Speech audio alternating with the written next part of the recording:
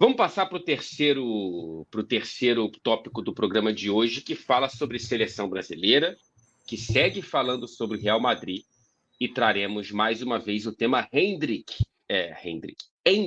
aqui para o nosso melhor futebol do mundo. Passe de Vinícius Júnior, gol do Hendrick, e no minuto final. É um roteiro que eu imagino que a gente vai ver muito no futuro dentro do Real Madrid. Não sei se já nessa primeira temporada, porque depende da minutagem do Hendrick e tudo mais. Enfim, Tati, como que repercutiu aí Ah, em Madrid, na Espanha? aqui o Hendrick espirra com a seleção brasileira e nossa senhora, lá vem o Hendrick. Eles ficam enlouquecidos, Fred.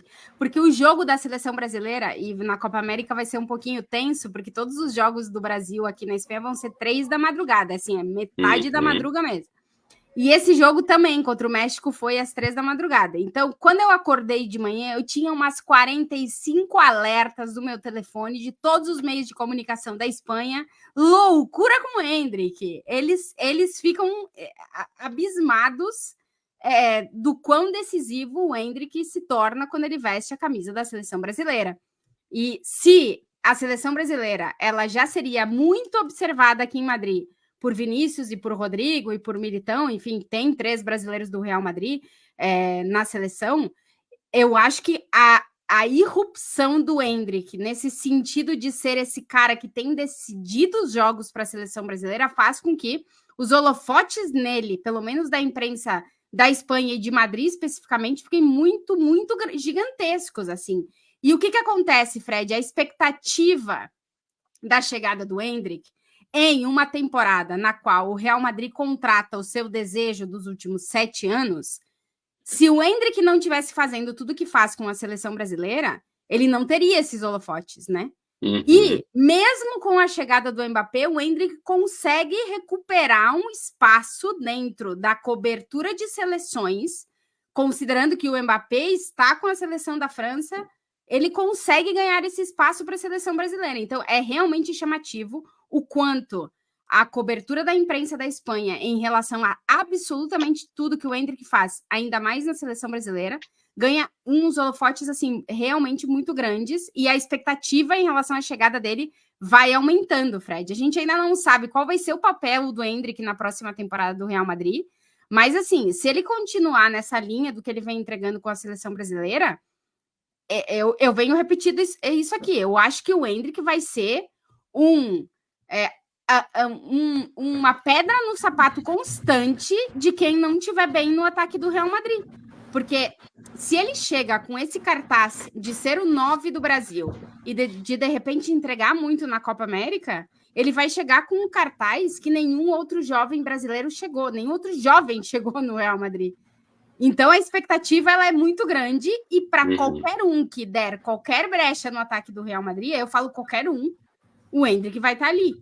Então a imprensa daqui já vai criando toda essa expectativa em relação à camisa 9 da seleção brasileira.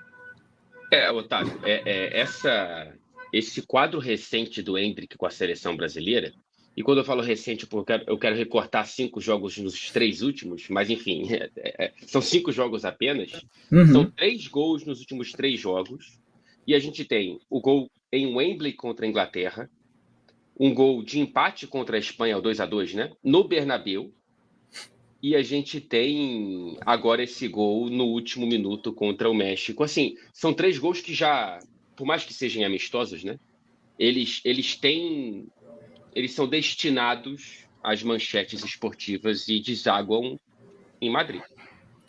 Tem um significado muito grande, né? Porque foram, tirando o México, né? Foram gols contra seleções gigantescas, e o México, querendo ou não é uma baba completa, não à toa fez um jogo difícil, por mais que o Brasil não perca 12 anos para o México, e ele tem sempre entrado com esse status de salvador, né? E combina muito com o DNA, com o que o Real Madrid vem apresentando na Liga dos Campeões nos últimos anos, né?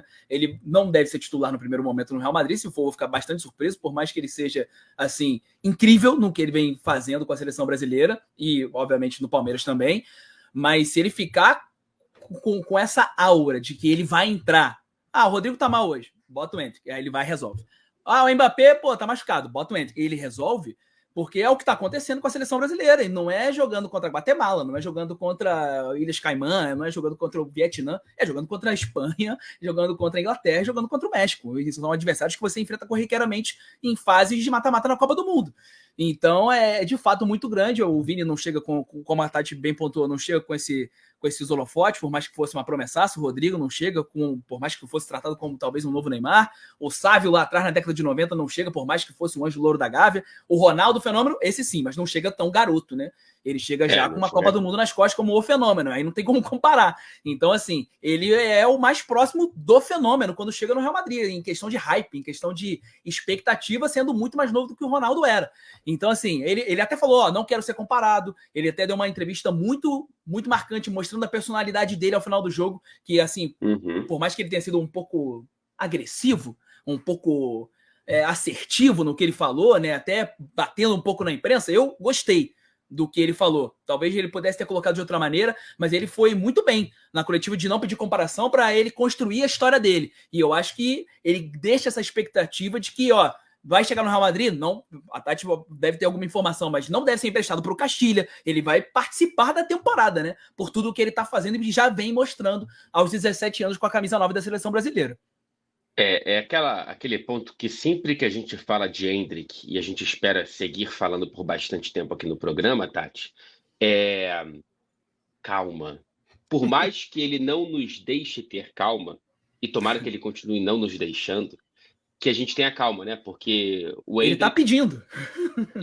Exatamente, ele tá pedindo calma e passagem ao mesmo tempo, Tati. É complicado, Fred, porque assim, quando a gente olha a estratégia do Real Madrid, né, em trazer esses jogadores jovens do futebol sul-americano, e aí a gente tem talvez os três grandes exemplos que deram muito certo, né, Vinícius, Rodrigo e Fede Valverde, né, que vieram muito jovens.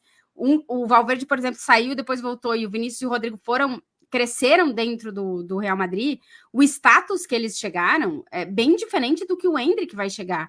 Nenhum deles era titular com a sua seleção quando chegou ao Real Madrid, né? Nenhum deles vinha com esse hype, com essa expectativa de ter, na temporada passada, ter sido a peça fundamental para o Palmeiras ganhar o título do Campeonato Brasileiro, de vir com tantos títulos na bagagem. Eu acho que o Endrick, ele chega em outro nível, assim, no Real Madrid. E aí, com tudo isso que ele ainda entrega com a seleção e que faz com que a expectativa cresça ainda mais. Mas eu acho que dentro do Real Madrid, eles estão muito tranquilos em relação a isso. É muita calma. Porque o Endrick não chega para ser o jogador titular, em teoria, do Real Madrid, né? Ele pode vir a conquistar esse espaço, mas ele não chega para ser. O Real Madrid ainda... todo jogador jovem que chega precisa passar por um processo de adaptação. A forma de treinar é diferente, a língua é diferente, a cultura é diferente, a alimentação é diferente, a forma de vida é diferente, o clima é diferente, tem muita coisa diferente. Então, precisa passar por isso. Talvez o Endrick passe de uma forma mais rápida, pode ser, a gente não sabe, mas eu acho que a gente tem que ir com muita calma, apesar dele não deixar a gente ir com muita calma, pelo que ele entrega com a seleção. Eu tenho muita curiosidade para ver como é que o Dorival vai lidar com isso durante a Copa América. Porque, como tu bem falou, Fred, o Endrick está pedindo passagem na seleção, né? A gente não teve um camisa 9 como ele, a gente não tem há muito tempo, assim, um cara que realmente tu diz, não, olha o que ele já está fazendo, ele está pronto. Só que ele tem 17 anos, talvez ele não esteja pronto, mas ele está mostrando que ele está. Então, é uma gestão que o Dorival vai ter que fazer e que depois vai cair nas mãos do Ancelotti para ter que fazer também. O próprio Dorival já pediu calma, né? Depois desse jogo, falando, cara, gente, vamos... Tô feliz, mas que a gente vai esperar. Cara, o grande problema para mim, o grande risco de todo esse oba-oba que é exagerado, sim, se o Endrick não for titular nos primeiros 10 jogos do Real Madrid da temporada que vem, parte da imprensa e da torcida brasileiras estarão, olha só, esquecido. O Vitor Roque foi igual. O Vitor Roque... Mas é contexto diferente, né, Fred? Claro, mas assim, é que o Vitor Roque, ele chega no Barcelona que não tinha tantas opções e que não estava tão bem das pernas. E aí a própria imprensa local chamou ele de Salvador, né? Mas eu digo, acho que tem gente que não vai entender o contexto e que vai esperar que o Endrick, mesmo com Vini, Mbappé, Rodrigo e etc. no time... Bellingham de atacante. Vai esperar que ele tenha minutos e minutos e minutos, né? Então, assim... a calma tem que estar do lado de cá. não do lado de lá, porque do lado de lá parece que a calma ela existe.